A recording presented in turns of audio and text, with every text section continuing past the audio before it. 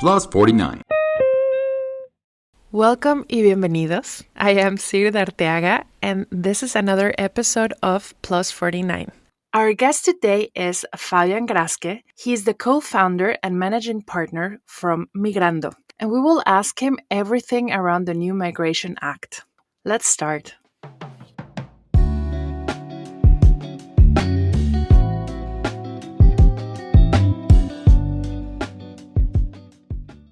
In the latest updates for our expat community, German has just become 3,000 words more complicated.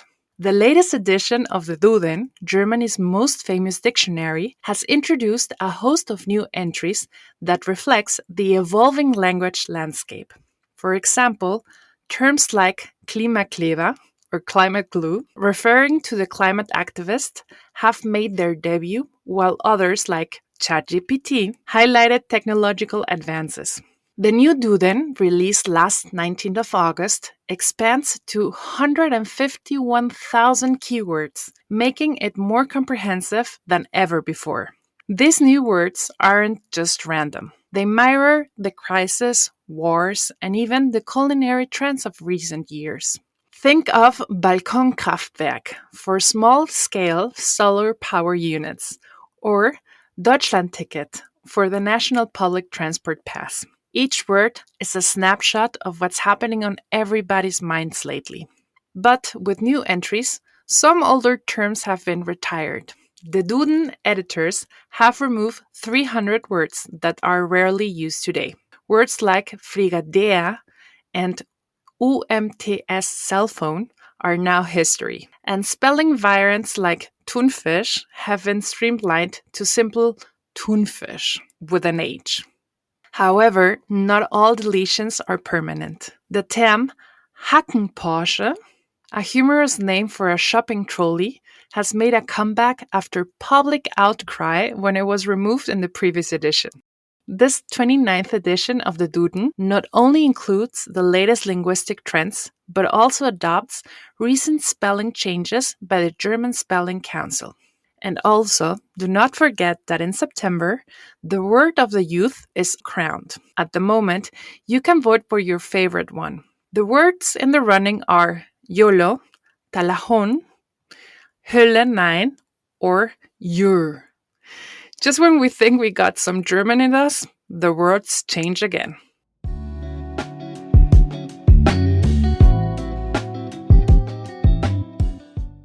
When you hear the phrase made in Germany, what comes to mind? For most, it's a mark of quality, precision, and trustworthiness. But what if I told you that this globally respected label started out as a form of warning, not praise?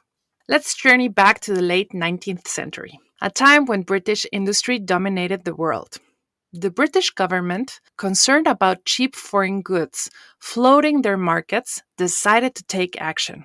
In 1987, the Merchandise Markets Act was introduced in the United Kingdom. The idea was very simple: force foreign manufacturers to label their goods with the country of origin, so British consumers could identify and presumably avoid products not made on home soil. The label, Made in Germany, was born intended as a mark of inferiority for German goods that were perceived as cheap knockoffs. But something unexpected happened. German manufacturers, rather than shrinking from this branding, embraced it. They doubled down on improving the quality of their products, and over time, what was supposed to be a label of shame became a badge of honor. By the early 20th century, Made in Germany began to stand for something quite different: excellence in craftsmanship, innovation, and durability. Take the German cars industry, for example. Brands like Mercedes-Benz, BMW, and Audi didn't just accept the Made in Germany label. They redefined it. These companies set new standards for engineering and luxury, and soon the entire world looked to Germany as a model of industrial success. By the mid-20th century, Made in Germany had become synonymous with cutting-edge technology and meticulous attention to detail. It wasn't just cars. German tools, appliances, and even toys were sought after across the globe. The label that once deterred British consumers now attracted buyers from all over the world, eager to own a piece of German quality. Today, Made in Germany is not just a label, it's a legacy. It represents a history of resilience, adaptation, and above all, a commitment to excellence. What began as a mark of foreignness has evolved into a symbol of trust and superior craftsmanship, recognized and respected worldwide. So, the next time you see Made in Germany on a product, remember, you're not just looking at the label. You're witnessing over a century of history, innovation, and an unwavering pursuit of quality.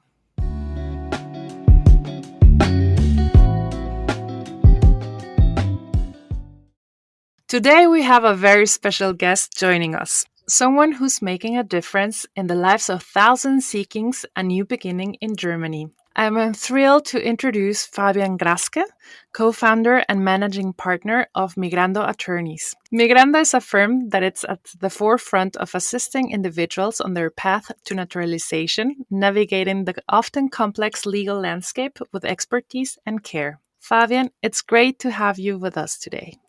Thank you so much, Sigrid, that I can be part of your show.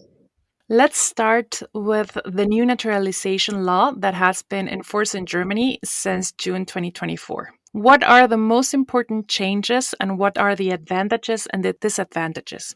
We have a lot of changes, but in my opinion, we have just three very important changes. Number one is since June 2024, you can get the German citizenship in 5 years instead of 8 years. Change number two is you can get the German citizenship after 3 years if you have a C1 language certificate. That means you can get the German citizenship very, very fast. But the problem is you need a C1 language certificate. It's not so easy. And in my opinion, the biggest advantage is that you can have both citizenships, your old one, your original, and the German. And what is the main advantage of this? We have a lot of people in Germany for years who want to have the German citizenship. For example, people from Turkey, but they don't want to lose their own citizenship. And this has changed. And that's why there are great opportunities for a lot of people to get the German citizenship without losing their own citizenship. Is there any disadvantage of these changes? In my opinion, not really. The main disadvantage, we will speak later about it, is procedure times. It needs a lot of time to get it. If you read the law, in my opinion, we just have advantages, but it's very hard in reality to really get the German citizenship easier and faster.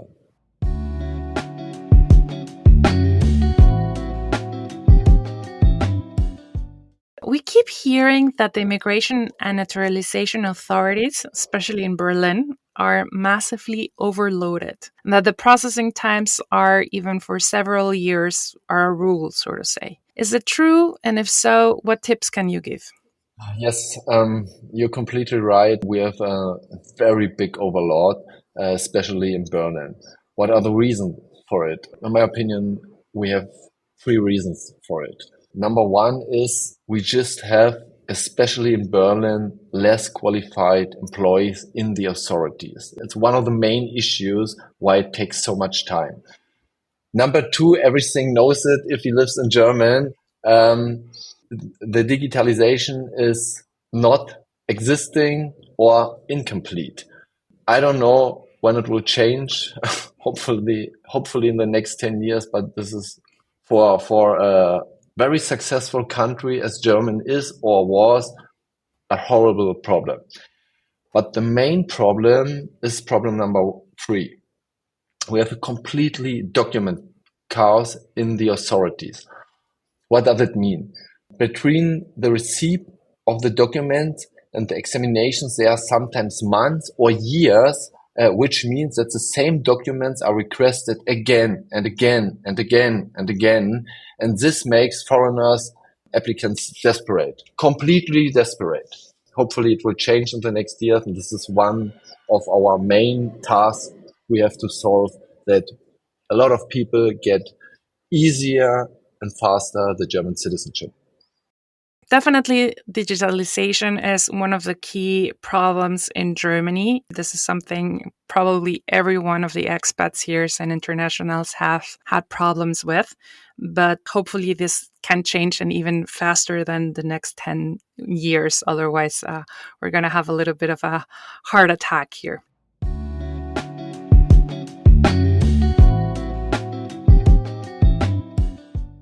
We're here with Fabian Graske, co-founder and managing partner of Migrando Attorneys. Regarding the Immigration Act, what should immigrants consider as early as possible for optimal integration and naturalization in the medium term?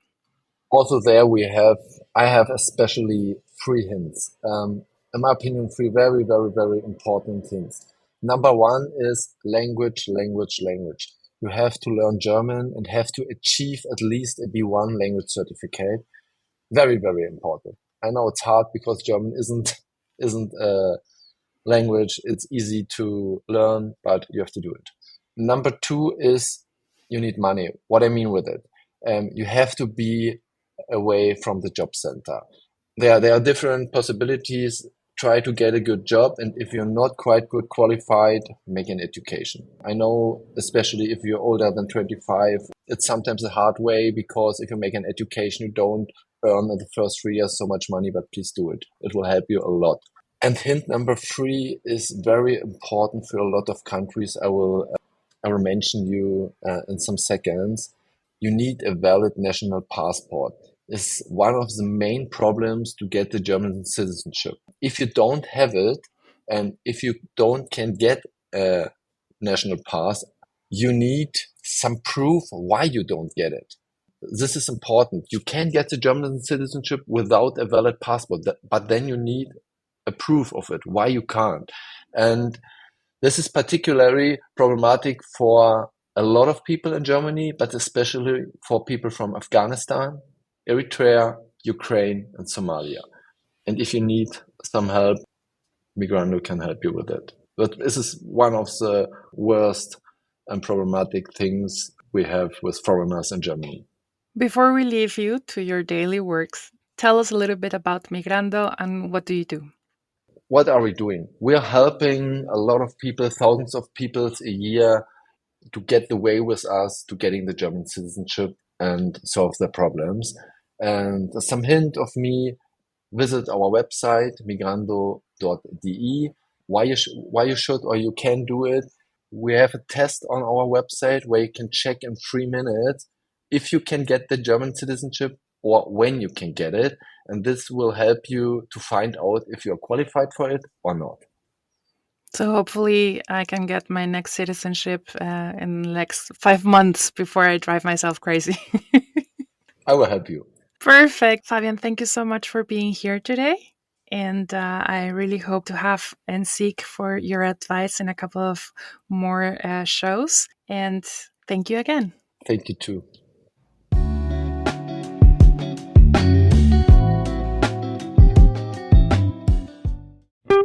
Plus 49. Ask German. Hi, I'm Fabian from Migrando, and the main question I get a lot of times in 224 is, do I have to be afraid of being deported? Sorry for that question, but it is how it is. Especially considering the rise of the Alternative für Deutschland, or AfD, this is a justified question. The party has talked a lot about remigration and seems to be convincing more and more citizens of their beliefs. Thus, their influence in the whole country is growing. Not only have there been discussions about the portion of foreigners obliged to leave the country, but also that the portion of German citizens with a migration background seems to be an option. According to Tagesschau, in 2022, about 28.7% of the people living in Germany had a migration background, with almost half of them holding German citizenship. Therefore, the proposal put forth by the AfD would affect a significant number of people. However, as of right now, there is no reason to be scared. The proposition expressed by the AfD is unconstitutional, as German citizenship is particularly protected under Article 16 of the Basic Law. Fabian from Migrando shares this perspective and offers further insight into why you shouldn't be afraid. You don't have to be afraid if you earn money, if you learn German and can speak German at a B1 level. And very important, I know it's just for a few of you relevant, but do not make yourself liable to prosecution. And if you fulfill these three requirements, don't be afraid. In conclusion, while the rising influence of the AfD is indeed alarming to observe, it's important to remember that there are legal protections in place for those who hold German citizenship. Thus far, there's no reason to fear deportation based solely on one's migration background. On top of that, other factors play a role as well. You should focus on immigration in Germany, for example through learning the language, which is a crucial step towards integration and understanding the culture. You should also keep in mind that while political parties like the AfD may gain traction by exploiting fears around immigration, many Germans value multiculturalism and understand the benefits it brings to society.